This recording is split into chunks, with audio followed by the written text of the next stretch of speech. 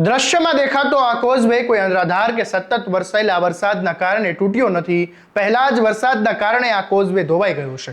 એક મહિના પહેલા લાખો રૂપિયાના ખર્ચે બનાવેલો આ કોઝવે વિકાસના દાવાઓ સાથે લોકો માટે ખુલ્લો મુકાયો, પરંતુ એક જ વરસાદમાં આ આખો કોઝવે ધોવાઈ ગયો અને હવે ગ્રામજનો સવાલ કરી રહ્યા છે કે આ કોઝવે બે ગામ માટે બન્યો હતો કે પછી બિલ બનાવવા માટે. વડોદરાના સાવલી તાલુકામાં બનેલી આ ઘટનાએ માત્ર બે ગામનો સંપર્ક નથી તોડ્યો, પરંતુ ગ્રામીણ વિસ્તારમાં થતા કામોની ગુણવત્તા સામે ગંભીર સવાલો ઊભા કરી દીધા છે. શું છે સમગ્ર મામલો, આવો વિગતે વાત કરીએ આ અહેવાલમાં.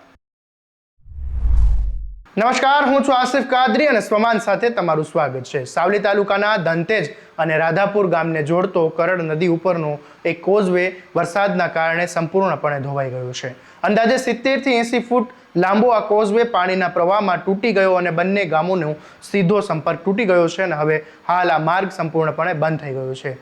રસ્તા પર થતા દરરોજ વિદ્યાર્થીઓ, ખેડૂતો, વેપારીઓ અને નોકરિયાત લોકોને અવરજવર કરતા હતા, પરંતુ હવે આ રસ્તો અચાનક જ બંધ થઈ ગયો છે, જેના કારણે હજારો લોકો મુશ્કેલીમાં મુકાયા છે. પરંતુ અહીં સૌથી મોટો મુદ્દો એ માત્ર કોઝવે તૂટવાનો નથી. ગ્રામજનોના જણાવ્યા પ્રમાણે આ કોઝવેનું કામ એક મહિના પહેલા જ પૂર્ણ થયું હતું, એટલે કે હજી આ કામની શાહી પણ સુકાઈ નથી. ત્યાં એક જ વરસાદમાં આખો કોઝવે પાણીમાં વહી ગયો અને હવે લોકો સીધો સવાલ કરી રહ્યા છે કે જો ગામની કામ ગુણવત્તાપૂર્વક થયું હતું તો એક જ વરસાદમાં આખો કોઝવે કેવી રીતે ધોવાઈ જાય. ગ્રામજનોનો આરોપ છે કે આ કામમાં ગંભીર બેદરકારી અથવા તો ગુણવત્તાના અભાવ હોઈ શકે. આ કારણે વર્ષોથી આ વિસ્તારમાં વરસાદ પડે છે, નદીમાં પાણી આવે છે, છતાં નવા બનેલો કોઝવે આટલો ઝડપથી ધોવાઈ જાય તે સામાન્ય ઘટના નથી. પરિસ્થિતિ એવી બની કે ધનતેજ અને રાધાપુરના લોકોને પોતે જ પોતાના ગામ સુધી પહોંચવા માટે 10 કિલોમીટર વધારાનું ચક્કર મારવો પડે છે.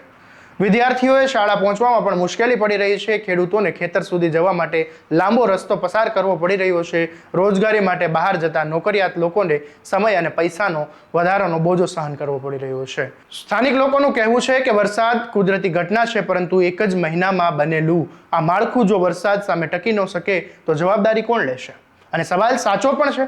ત્યારે આ બીજા જ ગામના અતાઉદ્દીન મકરાણી કરીને એક ગ્રામજન છે, તેણે શું કહ્યું એ પણ સાંભળી લો. ને અમારા ગામમાં ધનતેજ અને સદાપુરાને જોડતો આ બ્રિજ, આ પુલિયો, આ ગયા મહિનાની 5મા મહિનાની 25-26 તારીખે આ ડામરનો રોડ બનાવ્યો છે ને હમણાં 15-20 દિવસ થયા અને આ બ્રિજ તૂટી ગયો છે. અમારા ધનતેજથી સદાપુરા ગામે અમારી જમીનો આવેલી છે ને આવવા જવામાં તકલીફ પડે છે. તો આ શું કરવાનું હવે? તમે રજૂઆત કરી કોઈને? ના, અમે રજૂઆત તો નથી કરી, પણ હવે કાચો રસ્તો હતો એટલે પાણી પહેલું જ પાણી આવ્યું છે ને જતું રહ્યું છે. હવે તમારે જવું હોય સદાપુરા કે સદાપુરા વાળાને ધનતેજ જવું હોય તો કઈ રીતે આવે? અમારે હવે જવું હોય તો મેવલી ફરીને ડુંગરાપુરા વાળા રસ્તે કમલપુરા રહીને અમારા ખેતરોમાં જવાય. 10 કિલોમીટરનો રસ્તો છે ને આમ ગોર ફરીને આવીએ તો નેવરિયા વાળા રસ્તાથી અવાય. આ સમગ્ર ઘટનાએ ડેસર અને સાવલી તાલુકાના ગ્રામીણ માર્ગો પર કામકાજ સામે પણ અનેક પ્રશ્નો ઊભા કર્યા છે.